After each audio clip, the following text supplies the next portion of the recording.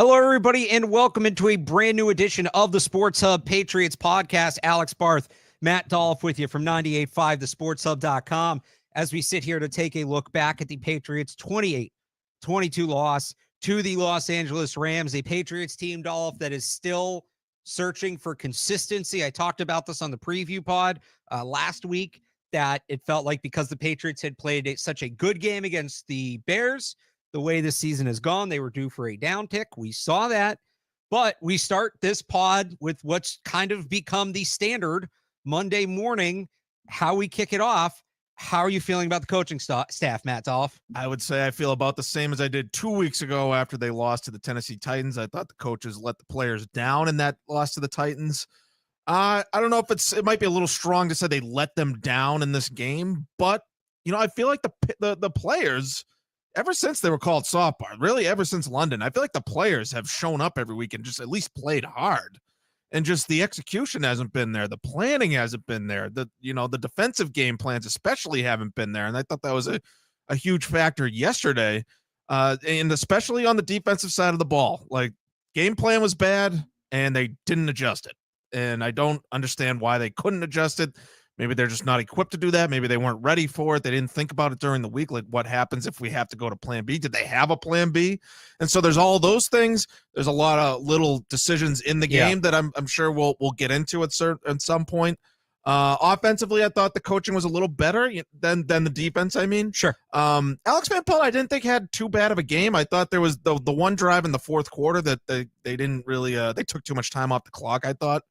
But I thought, Drake Maye, which I think we might want to talk about, me putting him in the ups and downs as a down, which you got a little heat for a little that. bit of outrage. We'll get to that. We can get to Drake Maye, but overall, I thought the coaching was what sort of held them back in that game, and I thought if they had a better plan defensively, or at least if they adjusted better in the game, they might have had a better second half, and they might have been able to come back and take the lead and hold on to it in that game. At least the way the offense was playing, I thought the defense really let them down, especially with the coaching and planning. Before we get to the X's and O's, starting with the in-game decision making, to me is the game management, because what I saw yesterday, one of the questions coming in are, Jerod Mayo's a younger coach. Is he going to be more aggressive? Is he going to put more on analytics? What we saw yesterday was a very conservatively managed game. And there were 5 inflection points, really 4 decisions. There's one decision they made twice. 5 inflection points, 4 decisions that impacted them. I don't necessarily disagree with all of them. I disagree with some. We'll get to the one I really disagree with. But I think to be that conservative in a game where points are at a premium, you're 3-7 coming in, was striking. So the first one was the decision to punt the ball on that drive at the beginning of the second quarter, which, by the way, quick tangent. This game reminded me a ton of the Jaguars game, because it was that same thing where we were sitting there in the first quarter going like, wow, okay, they built on that Bears game. Here we go. Yeah, they're right there with the Rams. And then as soon as the field flipped, it was the same thing in that Jags game. The drive they had that ended the first quarter and went into the second quarter, the first quarter part of that drive was good. And then, like, as soon as you get to the second quarter, you get the penalty on Vidarian Lowe. He did have 2 offensive penalties yesterday. That was not great. But you get the penalty on Vidarian Lowe, so it backs them up. They're in a 4th and 15, 4th and 13. They're not, like, going for it. I saw 1 or 2 people say they should have gone for it. No. The question is Super Bowl 42? The question is, do you kick the 54-yard field goal or punt? They ended up taking a delay game and punting. The punt goes into the end zone. They net 22 yards off that decision. Now, look, Joey Sly had not been good in warmups. It stood out to us watching warmups that he's spraying it a little bit. He hit one from 55, but he did miss from 40, I think. That was going the other way. But yeah, he was spraying the ball all over the place. He missed a couple going towards that direction in warmups, I remember. Yeah. So, look, I get that, but you have big leg kicker, and you have a chance to go out 2 scores. How'd you feel about that decision? Right or wrong decision? I thought it was the wrong decision. I thought they should have tried the field goal, honestly. And I get Mayo's thought process. He didn't say it specifically, but he basically hinted while, piecing it together that they saw Sly in warmups. They didn't feel good about the wind. Maybe they're thinking more about the wind after a couple weeks ago, that they decided, we're not going to try the field goal there. But, why do you have Joey Sly if you're not going to try a 50-plus yard field goal? Like, right. If they had Nick Folk, you're not going to make him from 55. Right. I thought Joey Sly had a chance to make it from 54, 55, whatever it would have been, based on the fact that he made it in warmups. And I get that he wasn't consistent enough in warmups for you to feel good about that. But so you're never going to kick a field goal. You gotta play according to each individual situation on a case by case basis. And, talking about the aggressive versus conservative thing, I think a balance is good based on, specific situations. Right. Sometimes it's better to go for it. Sometimes you want to play it more conservative. I think he erred more on the side of conservative. And I think that's it sort of added up over the course of the game and cost them. And I would have gone for the field goal there. And I get the idea that we didn't feel good about the wind or Joey Sly, but they obviously weren't prepared. They weren't, sharp enough to execute the other thing, which was punting from that, inside that shorter punting distance, where obviously Bryce Barringer wasn't ready for that. He punted it through the end zone. Rams go right down and score a touchdown. And so you obviously weren't ready for that situation where we're not going to kick the field goal here. I think they should have just kicked it there. And it didn't really matter because Matthew Stafford hits Puka Nacua on the first play of that next drive for about 25 yards. You're right back to where you were anyway. So they tried to play field position, but they weren't really ready for that. So that's why I would have just kicked the field goal there, go for the points. Yeah. And you go up 2 scores, and look, we know it ultimately happened, and we'll get to that. But at the time, the defense was playing well. Yeah. And, if you hit that, you go up 2 scores, you kind of force the Rams to be one-dimensional. So that was inflection point 1. You then had, this is the one where I said it's 2 decisions, but they're the same decision. They had a 4th and 3 from I think it was the 7 in the second quarter. And then they had a 4th and goal from the 2 early in the third quarter. Both times they were down 11. In both times they kicked the field goal. So Jerod Mayo said after the game, the first one, if they had one more yard, if it would have been a 4th and 2, they would have gone for it. I interpret that as, so you go into a game when it comes to 2-point conversions, you go into a game with 3 or 4 2-point conversion plays, your gimme 2-yard plays. My guess is they looked at that, and if it had been 4th and 2, they would have run one of their 4th down conversion plays. But I don't know, with the extra yard, the one in the third quarter, I don't blame them with as much. You're getting into the latter stages of the game to get it back to a 1-score game, even if it is 8 points. I know they're right on the goal line, but they've just been stopped on the goal line a couple of times. And I said this last week, the decision to go for it, or 2 weeks ago, the decision to go for it is only as good as the play call you have. And if they're getting stonewalled at the goal line, I get kicking on the third quarter one. Yeah. I would have liked to see him go for it on the second quarter one. Yeah, well, the second quarter one, sorry to correct you in real time, but were they down 11? I thought it was 14-7 at that time. They made it 14-10. Am I wrong on that one? I thought, you might be right. Because I went back and I remember rewatching, because I know the second one, they were down 21-10. Yeah. Right. And that I actually did understand, making it a 1-possession game at that point. And, just while you're down there, take the points that you can get. And Mayo said after the game that he didn't feel good about how the previous play went. Which was they got stuffed trying to run it on third down. And so honestly, Barth, on the rewatch, I thought they probably could have run the Vidarian low play on that one. Run the Vidarian low play on 4th down, and you get the 21-17. And so that would have made it a much more interesting game, I thought. But on the 14-7 one, I was okay with kicking the field goal there. But that's the third quarter. I would have liked to see them be a little more aggressive there. I get the idea of making it a 1-possession game, but you're down 21-10. You just gave up an ugly touchdown on defense. Matthew Stafford's cooking. You're not adjusting on defense with the way they were covering the receivers. I would have liked them to see them get more aggressive and, try harder to stay in the game at that point. All right. Then you had so they score the Vidarian Lowe touchdown to go down 9. And this is the same situation from the Jaguars game. You're going to need a 2-point conversion at some point. I think Mayo said after the game it was the Seattle situation. I think he meant Jacksonville. I thought so too. So you go down 9 pending the extra point, either kick the extra point, make it 8, go for 2 if you get another touchdown, or you go for 2 there and then you're just kicking the extra point if you score late. They went for 2 against Jacksonville, caught a lot of criticism for that. We both sat here and said we would have kicked, but it was debatable. So I mean, for the sake of consistency, that one I don't mind. Now the PAT's ultimately blocked. And as Jerod Mayo said after the game, if the kick's getting blocked, it's not a good day. So you got to block the kick. Like, you got to hit the kick. Obviously, that's a massive point in the game. That's a massive special teams miscue. They walk away with no points. But going into it, that's the one where I'm like, okay, like they made the right call to kick there.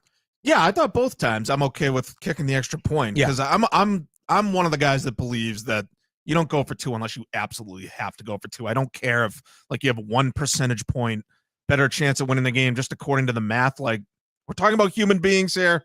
Another thing where you got to go situation by situation, case by case. Like in that game, like just take the extra point, make it an 8-point game, and like, you get one more chance to go down the field, and then you go for 2.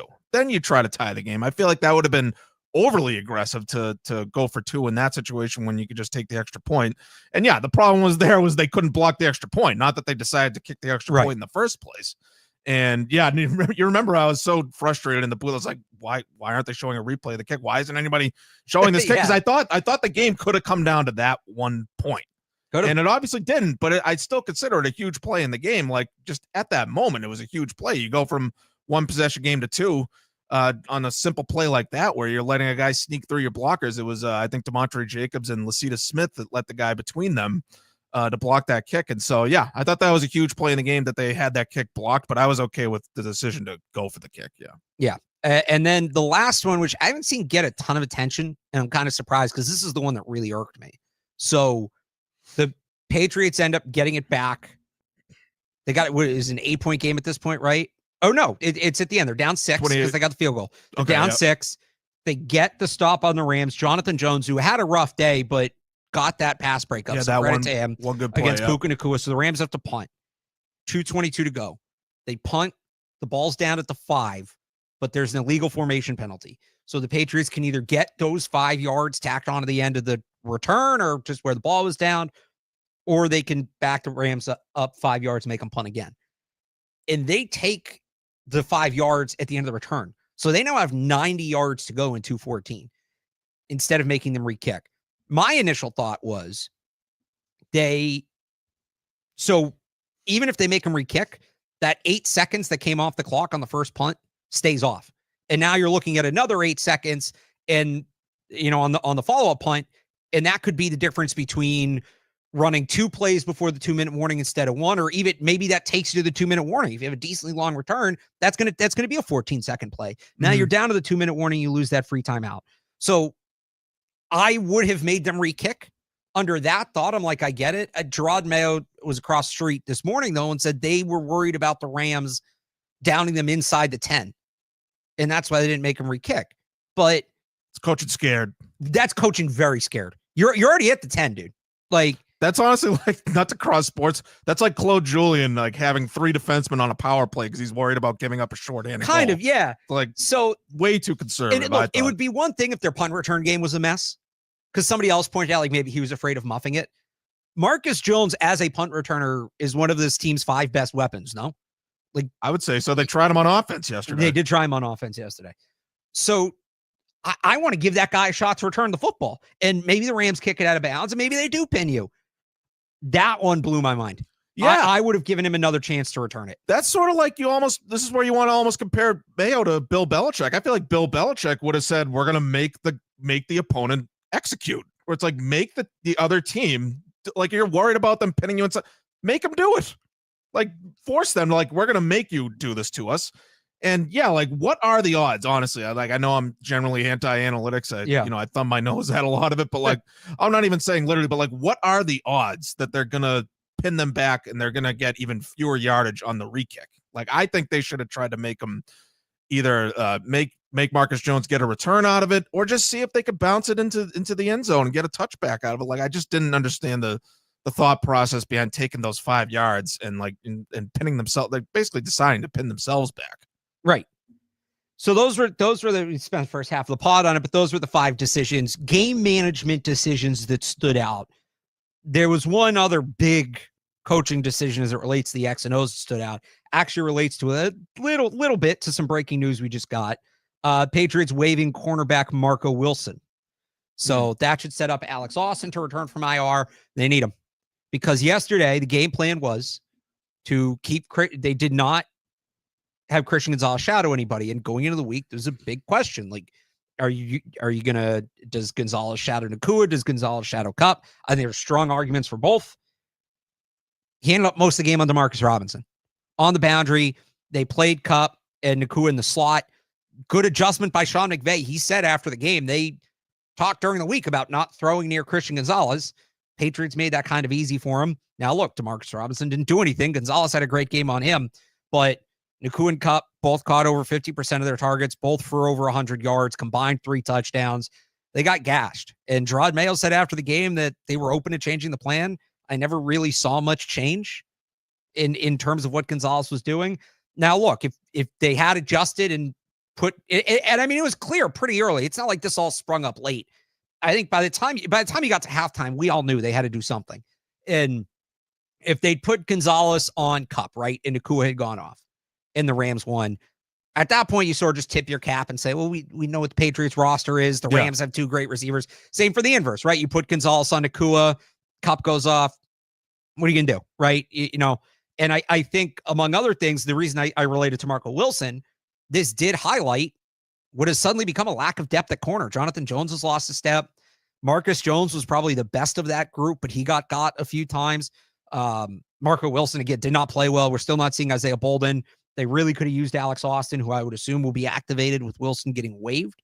But the other thing is, like, I don't understand why they didn't adjust off of that. It clearly wasn't working. It wasn't working throughout the game, and they never made a change. Yeah, it felt like like I said before, they felt like they didn't have a plan B or plan C or anything like that. And you feel like they probably could have if they were, ready for it, if they planned for it throughout the week. Nacua starts to go off, you put Gonzalez on him. It's like, and if Cup starts to go up, you put Gonzalez on him. And I remember that first play, that third quarter, they put Gonzalez one-on-one against Cup, and it's like, here we go. They made an adjustment. Right. Very next play, he's on someone else. He might have been on Robinson. I think it was Robinson. Cooper Kupp, 69-yard touchdown. This side note, why are we running a 0 blitz on 2nd and 9, second play of the third quarter? So I don't hate the call as much as some people. Like, you got to get aggressive, but you can't send 7 against a 6-man rush and not get home. He had a pocket. Stafford had a pocket and stepped up into that. And the idea of that play is, he saw it coming. You're not allowing him clean throw. Oh, he read it all the way, but it was still blocked well. That play should not be blocked well. So yeah, nobody got through unblocked, which is usually the plan. 7 defenders on 6 blockers. It looked like Jelani Tavai was hot, and he got caught in the wash. He tried to stunt around when he could have just hit the hole. Not executed well. So I think they were calling that because they couldn't get a pass rush all day. They had 6 quarterback pressures, 3 hits, no sacks. The front just wasn't there again. Right. They lost up front. And I think they called that because they felt like it was the only way they could get pressure, and they still couldn't get pressure. Okay. Well, that's a side note, but I just rewatching that play, like Stafford saw the coverage. He did a fake count and he saw everybody sort of flinch. So he knew it was coming. It's a frustrating play. He glances at Cup, drops back 2 steps, throws it, gets rid of a perfect throw.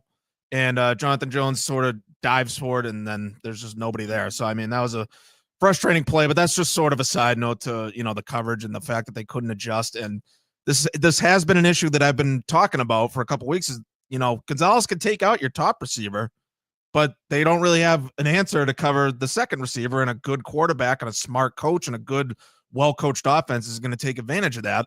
And we sort of saw that on steroids against the Rams because Gonzalez isn't covering the 1 or the 2. And so I don't understand why they had Gonzalez covering the 3. And this is another thing where you can compare to Belichick, where it's like Belichick probably would have had Gonzalez covering 1 of the 2, and then you double the other guy. Yep. And so I don't see why they couldn't come up with a plan like that. And the fact that they didn't adjust, or they weren't ready for it and might not have had a plan to adjust for that, is very concerning, because that's clearly what the Rams want to do, is to, target Nacua and Cup down the field in their passing game. And there was another play, like this is at the end of the second quarter. The Rams, they held them to a field goal on that, and they blocked they missed the field goal at the end of the half. Yeah. But they send only 3 rushers, drop everyone back into coverage, and Nacua still gets wide open for a deep out and sets them up with the 1st and goal. And like, they very easily could have gotten another touchdown there at the very end of the second quarter, but like, you couldn't cover Nacua on that. Like, I didn't understand that either. And the fact that they were playing so much zone, and just Stafford and Nakua just read those soft zones all day, I thought, and they couldn't adjust. They couldn't adjust, or they didn't know how. Either way, it's concerning with the defensive coaching. Not a good game for Jerod Mayo. Not a good game for DeMarcus Covington. It wasn't. I guess the other thing on the defense, Barmore returned. Ngakoue played his first game, both super limited. So they're going to need these guys to gas that pass rush up, because there wasn't much there yesterday. Ngakoue got like half a pressure. Barmore, not as much, but the Rams were really like, they were keying in on him right away. They didn't even bother to see, like, let's see if we can single block this guy. Let's see where he's at. It felt like they keyed in on him right away, which makes sense. But they're going to need Ngakoue, Keon White, one of these other pass rushers to step up. Yeah, I mean, I thought Ngakoue had a solid start to the game, but maybe they wore him out as the game went on. We only played 14 snaps, so he wasn't, and I think like more than half of those were early. Okay, yeah, and Barmore, they're going to mix him more. He only played 21 snaps, but I thought he made an impact just being out there. He drew extra attention. Exactly. And he opened things up for a guy like Christian Ellis, who I thought was, he had a solid game when it came to, trying to generate pressure, at least early on, but it felt like the Rams adjusted well to that. And so, the fact that they can't get pressure has been an issue as well. You can't add, bad coverage schemes on top of it. And like a good offense is going to take advantage of a bad defensive game plan. I think that's what we saw. That's yesterday. What they did. And Barmore said he's still getting into football shape too. See what that, to the game plan point too. So this was another one. The Rams came in ranked 31st in the NFL in rushing, 3.8 yards per carry. They average, when you take out Stafford's kneel downs at the end of the game, 5.2 yards per rush. They're especially good to the outside. This was not one of Anthony Jennings' better games. The Patriots were not going to win that game yesterday without stopping the run. And that is something, again, the Rams have not run the ball well. To get gashed like that on the ground is another example of just like, they looked unprepared. Yeah, the red zone is another one. They were bad in the red zone. But I mean, I think it's credit to Stafford and Sean McVay knowing that like we had to correct these issues. And like that was my concern going into this game, where it's like, I almost would have preferred the Rams pulled off a win against the Dolphins last week. You get them in a spot where they're feeling good about themselves, and maybe they start to sort of overlook the Patriots, which is, just a natural human sort of thing. You got the Rams in a spot where they're coming off a loss, and it's like, we can't lose 2 in a row to this team, with this roster and this rookie coaching staff. Like, we can't have it. You can't lose 2 in a row to this AFC East. Right. This AFC East is not good. It's not good. We saw with Sean McVay and the Rams what we're hoping to see more with Jerod Mayo and Alex Van Pelt, DeMarcus Covington. Correct your mistakes and fix what didn't work the week before. And so I don't know if it's that, like, when they win, they get ahead of themselves a little bit. They start to get overconfident and they start to, sort of lose focus. But like, they played a great game. They had a well-coached game. The coaches had a great, almost a 60-minute game against the Bears, practically a perfect coaching game. And, they couldn't string it together, which that was disappointing to me. It's well put. It's a good way to put it. Speaking of correcting mistakes on the offensive side of the ball. So Drake Maye, after being in the passenger seat last week, he goes 30 for 40 for 282 yards, 2 touchdowns. He did have 2 turnovers, the interception and the strip sack. He also had his lowest average depth of target of the year. It was 5.7 yards.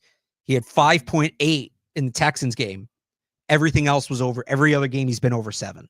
So kept it a lot shorter. I think that's probably more a product of there was an emphasis on getting the ball out fast because of the Rams front than anything else. I thought he handled the pressure well. I thought he made good decisions. We were talking about this in the press box. I more or less liked his decision-making, when to run, when not to run. Yeah. He protected himself when he ran. I thought he was solid in this game again for the rookie development part, but he turned the ball over again twice. And one of those is not entirely his fault. It's a pretty basic stunt the Rams ran up front.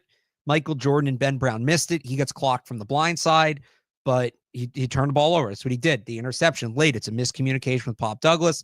He's expecting Pop Douglas to sit down. Douglas goes to split the safeties in the 2 high. Maye throws the ball nowhere near him. Douglas is never looking for it. Easy interception. So for the most part, this is my big Drake Maye takeaway from this game. For the most part, I like where Drake Maye's development is at. I think he's making progress. I still feel good about the pick. I still feel good about him as a long-term option. That being said, project number 1 for Drake Maye and Alex Van Pelt and the Patriots over the next, they played 11 games now? Are there really only 6 games left?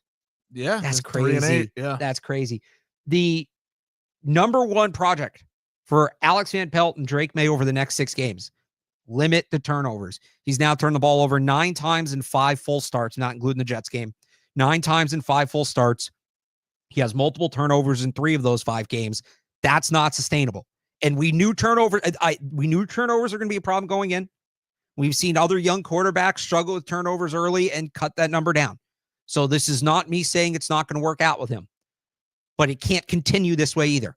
He has time to cut down, and it's cut down the turnovers while still being effective. It's not about just putting him in a shell. And it's easier said than done. He still has time to cut the turnovers down. I'm not raising any flags yet, but the turnover, I can't stress that enough, but the turnovers do have to come down. Yeah, absolutely. Absolutely. I think you pretty much summed up his game. And that is where I sort of give Alex Van Pelt a little bit of credit, where there were plays where I thought in a previous game, Alex Van Pelt might not have had the right play call for the specific play, the situation. There were a lot of 3rd and short, 3rd and manageable plays where he had a manageable route and a manageable throw for Drake Maye to make. And I thought he made a lot of those. Hunter Henry caught a couple balls to convert for first downs, a couple to convert on 3rd down. And there was one play, just a quick side, on the play where they blitz and Drake Maye throws it away through the end zone because he doesn't, he doesn't want to get hit and turn the ball over again. I get it. He had Pop Douglas crossing over right at the line. Like if he, this is where he's going to look at the film, I think, and say, oh, okay, I had that play. So maybe this is an area where we could see progress next week, where if he hits tomorrow Douglas over the middle there, he might have had a catch and run touchdown on that play instead of having to throw it away. And I get it. Protection issues. Yes, there were obvious protection problems on the strip sack, but Barth, there's a reason that we don't see that too much with the great quarterbacks. Yep. They know how to preserve themselves. They know how to protect the ball in those situations. And there's a reason why a guy like Daniel Jones gets hit and fumbles the ball every week. I don't want to see that every week. And I'm not saying it hasn't happened every week with Drake Maye, but it's happened a little bit more than I would like to see. Exactly. It's just happening a little more than you want to see it. Just bring that down a little bit and you'll be in a great spot. And I'll make the same argument that a lot of these same people that might complain about, criticizing Drake Maye, this is probably a lot of the same people that thought Drake Maye should have been playing earlier. He should have been playing from week 1. It's like, whoa, it's the NFL. He's going to get hit. It's the NFL. You're going to get hit. You can't let the ball jar loose every time you get hit. So, I'm not letting Drake Maye totally off the hook for the strip sack either. And the interception, it sounds like they're covering for Pop Douglas on that one. It sounds like Pop Douglas didn't do the right play, and maybe Drake Maye was closer to making the right play there, but you still don't have to get rid of that ball there. Like if you might see him running down the field and say, oh God, I can't throw this ball. And how many times is he going to sail it deep down the field for an interception and excuse it away? I don't want to excuse the turnovers. And look, I gave him a down in the ups and downs. Yeah. That doesn't mean it was all down. Like a guy gets an up, that doesn't mean it was all good. And a down doesn't mean all bad. And to your point, people take that as a referendum on his career. No, I think Drake Maye is a good player. He's going to be a good quarterback. But if he wants to win games at the NFL level, you can't turn the ball over twice every game. He has to cut back on the turnovers and manage the ball better and protect himself better if he wants to win these games. He's making a lot of plays. He's good. He's talented. Yeah. It hasn't started to translate to wins. And I'm not saying he really should have won that game yesterday. That's a better team, better coach and all that. But I'm done excusing the turnovers. I can't let him off the hook for that. I'll say this on the Douglas throw. Maye was really good throughout that game. And I think it was his best game in this regard, throwing with the anticipation. Yes. There were a couple times he hit Hunter Henry before Hunter Henry was out of the break. Yeah. The slant to Kendrick Bourne thrown with great anticipation. And if Douglas does sit and turn, that's a seed.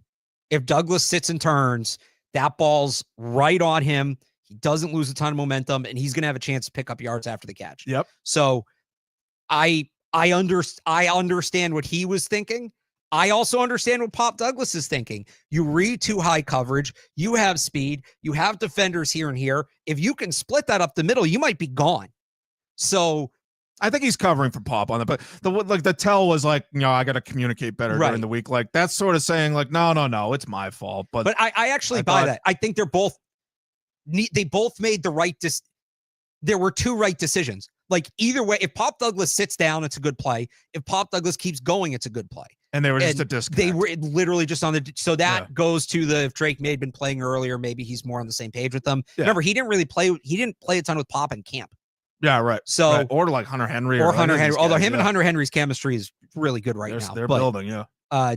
That one to me is, I look, a lot of the turnovers I chalk up to young player making a mistake a young player makes. Like that turnover is one, but you want to see them, and he's going to keep making rookie mistakes. Like, I'm not saying that the turnover number has to go to 0, but you want to see them kind of come down. You want to see them start coming down. And again, multi-turnover games in 3 of 5, 9 turnovers in 5 games. That's not winning football. I'm sorry. Right. So that he has time. He has time to bring that. No, but they're not contending for Super Bowl this year. We're not saying get rid of Drake May. We're not saying he sucks. They're not contending for Super Bowl this year. So just use the rest of the year to figure out a way to get that number down. One thing I really liked from the offense, all right, here's where this is like the complete polar opposite of last week.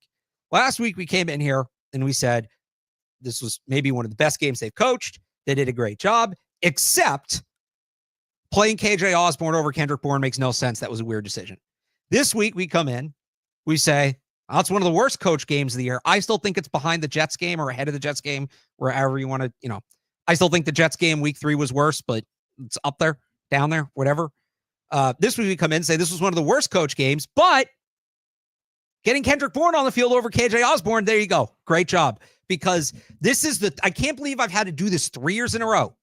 Kendrick Bourne gets bent. Kendrick Bourne plays well, gets benched for some petty reason. They go like 4 or 5 weeks where the offense sputters, and I sit here yelling, put Kendrick Bourne on the field. He's a playmaker. Everybody tells me, well, he doesn't run his routes perfectly or whatever. They finally put him back on the field. Who does on this team? Right, exactly. It'd be one thing if Randy Moss, fine, play Randy Moss over Kendrick Bourne. Yeah, it's not exactly I'm okay with that. It's not exactly Edelman and Welker. Right, out there. They give everybody else a shot. It doesn't work. They go back to Kendrick Bourne. When Kendrick Bourne is on the field, good things happen. His explosiveness creates openings for other players. Kendrick Bourne is a good receiver for a team that is, and I'm not telling you he's the answer long-term number 1. I still want DK Metcalf.